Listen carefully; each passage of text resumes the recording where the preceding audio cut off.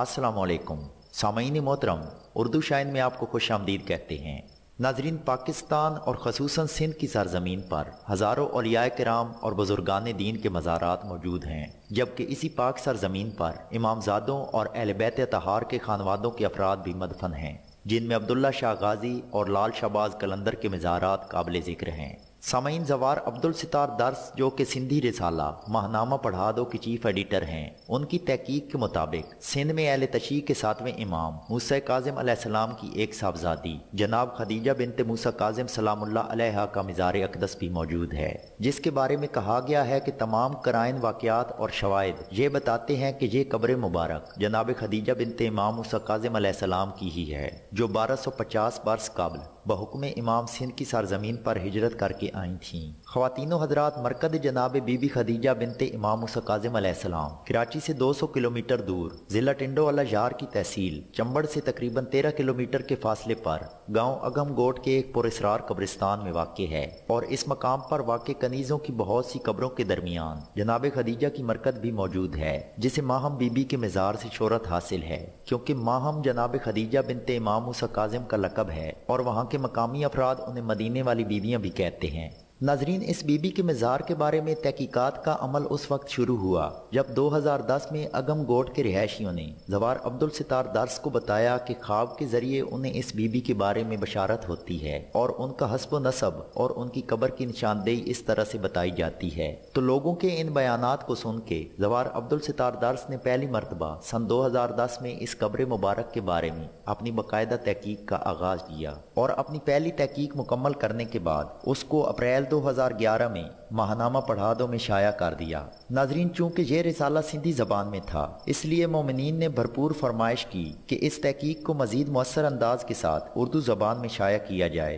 ताकि बर सगीर में मौजूद तमाम अफराद बआसानी इस पाक बीबी के अहवाल से आगाह हो सकें। लिहाजा दोस्तों और मोमिनीन के इसरार के बाद ज़वार अब्दुल सितार ने अपनी कोशिशों को जारी रखते हुए अपनी तहकीक को मज़ीद गहराई में ले जाने का फैसला किया, और इस सिलसिले में उन्होंने एक आलिम दीन से भी काफ़ी मदद हासिल की, जिनका नाम मौलाना गुलाम मुर्तज़ा है और वो मदरसा ज़ैनुल आबिदीन तलहार के प्रिंसिपल हैं। सामईन, मौलाना गुलाम मुर्तज़ा ने उन्हें बताया कि वो पहले से ही इस मज़ार के बारे में काफ़ी तहकीक कर चुके हैं, क्योंकि उन्हें भी काफ़ी मरतबा ख्वाब में बशारत हुई है कि ये मज़ार खदीजा बिनते इमाम मूसा काज़िम का है और माहम उनका लक़ब है, और इस सिलसिला में उन्होंने ईरान का सफ़र भी किया। वहाँ जाकर उन्होंने जब इमाम मूसा काज़िम अलैहिस्सलाम का शजरा देखा तो बकौल मौलाना साहब के उस शजरा नसब में इमाम की तमाम औलादों की कबूर की निशानदेही भी की गई थी, लेकिन वाहिद बीबी खदीजा बिनते मूसा काज़िम हैं जिनकी कब्र का कोई इल्म नहीं, और उस शजरा में उनके नाम के आगे कब्र के मकाम पर सवालिया निशान लगा हुआ है।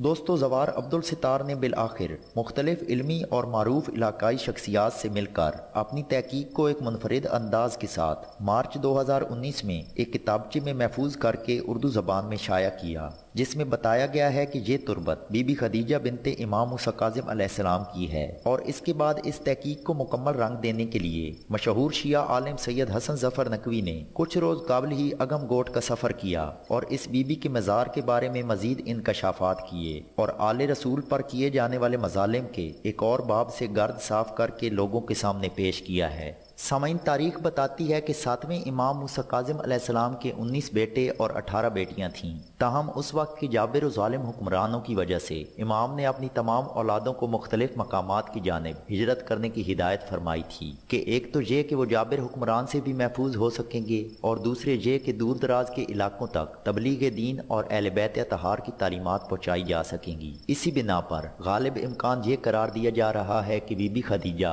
अपनी कनीज़ों और दीगर हमराइयों के साथ सिंध की इस सरजमीन पर आ पहुंची और यहीं पर आबाद हो गईं। चूंकि उनकी आमद मदीने से हुई थी, इसलिए मकामी अफराद उन्हें मदीने वाली बीबियां भी कहते हैं, जबकि बीबी का लक़ब माहम है और उनके लक़ब बीबी माहम के नाम से ही उनकी मरकद पर तख्ती नसब है, और उनका विसाल मरकद पर नस्ब एक कदीम कतबे की फारसी तहरीर के मुताबिक 170 हिजरी को हुआ, और ये वही साल व महीना है जो 7वें और 8वें इमाम का दौर था। और इसके साथ एक बात और वाज़ह करें कि ईरान में कौम से बाहर दूर दराज एक दश्त में इमाम मूसा काज़िम अलैहिस्सलाम की एक दुख्तर का मज़ार भी ऐसे ही वीरान मकाम पर मौजूद है। नाजरीन, मरकद जनाब बीबी खदीजा से कुछ ही फासले पर एक और कब्रिस्तान قبرستان ہے جس میں قبروں پر مزارات بھی بنے ہوئے ہیں، جن کے بارے میں کہا جاتا ہے کہ یہ ان لوگوں کی قبور ہیں جنہوں نے بی بی ماہم کے تحفظ اور تبلیغ دین و تعلیمات اہل بیت علیہ السلام کو کرب و جوار میں پھیلانے میں مدد کی۔ جبکہ اس کے ساتھ ہی ایک عبرت ناک بات یہ کہ اسی مقام پر کچھ قبریں ایسی بھی ہیں جن کی زمین سیاہ ہے اور ان قبروں سے مردوں کی ہڈیاں باہر نکلی رہتی ہیں۔ بتایا جاتا ہے کہ جب بی بی نے سندھ کی جانب ہجرت فرمائی تو آپ کی جاسوسی میں بنی عباس کا ایک فوجی دستہ بھی آپ کا پیچھا کرتا ہوا جہاں پہنچ گیا، جس کے بعد ان لوگوں نے بی بی خدیجہ اور ان کی کنیزوں پر ظلم و ستم کرنا شروع کر دیے، اور ان لوگوں کے اس عمل پر اللہ تعالیٰ کے عذاب نے انہیں گھیر لیا، اور وہ ظالم فوجی بس یہیں پر تباہ و برباد ہو کر رہ گئے، اور بی بی کی قبر کے آس پاس موجود ان لوگوں کی ہڈیاں آج بھی ان کی بربادی کا منہ بولتا ثبوت ہیں۔ خدا کی زمین کسی بھی صورت ان لوگوں کو قبول کرنے کو تیار نہیں، اور جہاں ہزاروں کی تعداد میں انسانی ہڈیاں زمین پر چمکتی دکھائی دیتی ہیں اور صدیوں سے یہ ہڈیاں زمین میں چھپانے کے باوجود زمین دوبارہ انہیں باہر پھینک دیتی ہے، تحقیق کرنے والے افراد ابھی بھی جا کر اپنی آنکھوں سے یہ سب کچھ دیکھ سکتے ہیں کہ کیسے پچھلے 1200 سال سے یہ ہڈیاں زمین سے باہر نکل آتی ہیں، اور شاید اسی وجہ سے یہ علاقہ تاحال بھی ویران اور عبرت کا منظر پیش کرتا ہے۔ سامعین، ان بی بی کے بارے میں سوائے ایک کتبہ کے جو فارسی زبان میں تحریر ہے اور اس پر بی بی کا نام اور سال وفات 170 ہجری ہے، کوئی اور تاریخی سند یا حوالہ موجود نہیں۔ اب تاریخ کا کوئی محقق صرف اس کی نفی یا اثبات پر فیصلہ صادر نہیں کر سکتا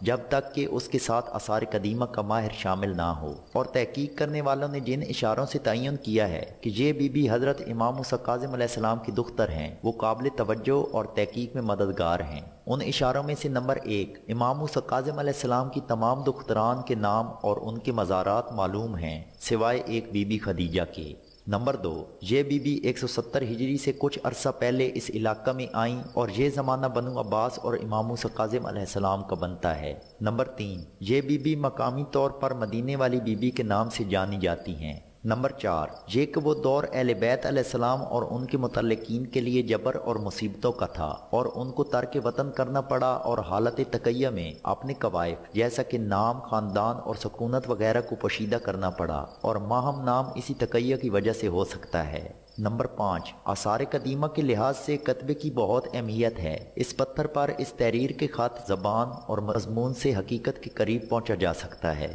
نمبر 6، مزار کے ارد گرد کے ماحول، مثلاً کالے پتھروں کے ٹکڑوں کی موجودگی اور کھلے دشت میں قبروں اور ہڈیوں کی کیفیت سے تعین ہو سکتا ہے کہ یہ کون لوگ تھے، اور یہ کسی سیلاب سے یا آسمانی بجلی سے تباہ ہوئے یا کسی اور مقام سے سیلابی ریلے میں یہاں بہہ کر آ گئے، اور ان کا اس بی بی سے کیا تعلق ہے، یہ ان کے مخالف تھے یا موافق تھے۔ خواتین و حضرات، معروف شیعہ عالم مولانا حسن ظفر نقوی نے اپنی ضعیفی کے باوجود اس جگہ پر جا کر تمام روایات اور قرائن کے تحت یہ بتایا کہ امام زادی کی مرکز ممکنہ طور پر اسی مقام پر ہے، لیکن یہ جگہ سندھ حکومت کی لاپرواہی اور مقامی افراد کی غربت و افلاس کے باعث ویران مقام پر موجود ہے، اور نہ ہی یہاں کوئی کسی بھی قسم کی سہولیات دستیاب ہیں۔ ایسے میں اگر لوگوں نے یہاں آنا شروع کر دیا تو یقین ہے کہ اس جگہ کی تعمیر و ترقی ممکن ہو سکے گی۔ مولانا حسن ظفر نقوی کے مطابق تقریباً 1270 برس پرانی ان قبروں کو محکمہ آثار قدیمہ اور محکمہ اوقاف کی توجہ کی بھی ضرورت ہے،